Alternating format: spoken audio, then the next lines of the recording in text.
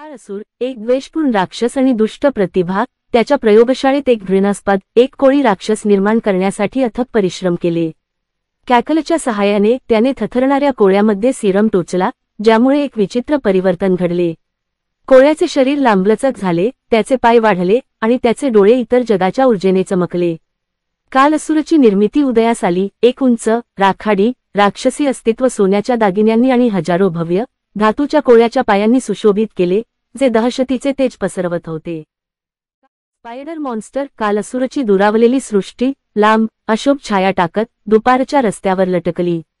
त्याचे हजारो धातूचे पाय फुटपाथवर खरचटले आणि पळून जाणाऱ्या पादचाऱ्यांच्या मणक्यात थरथर कापले. स्पायडर मॉन्स्टरने कहर केला. गीता, नारायण, विनायक, विश्वनाथ आणि तुलसी या 5 शूर हिंदूंची हिंदू रिव्हेंजर्स ही टीम त्यांच्या शहराचे रक्षण करण्यास तयार होती. त्यांच्या दैवी शक्तींना मुक्त करून ते भयंकर योद्धांमध्ये रूपांतरित झाले. बंदुकांनी सज्ज आणि धैर्याने ते युद्धात उतरले. हर हर महादेव, नारायण ओरडला, राक्षसाच्या चमकणाऱ्या लाल डोळ्यांवर बंदूक उडवत. विनायक आणि विश्वनाथ राक्षसाच्या पाठीशी गेले आणि त्याच्या धातूच्या पायांना नष्ट केले. गीता आणि तुळशीने कव्हर फायर प्रदान केले, ज्याने राक्षसाच्या शरीरातून उगवलेले कोळ्यासारखे लहान प्राणी नष्ट केले.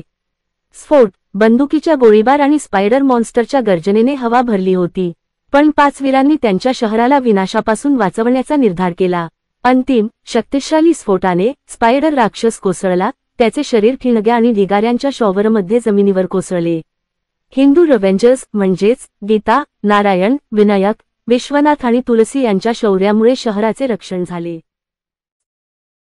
आम्ही हिंदू रिव्हेंजर्स भक्कम, एकजूट आणि दुष्ट राक्षस आणि अंधकारमय शक्तींपासून आपल्या शहराचे रक्षण करण्यासाठी विश्वास आणि धैर्याने उभे आहोत. जय श्रीराम.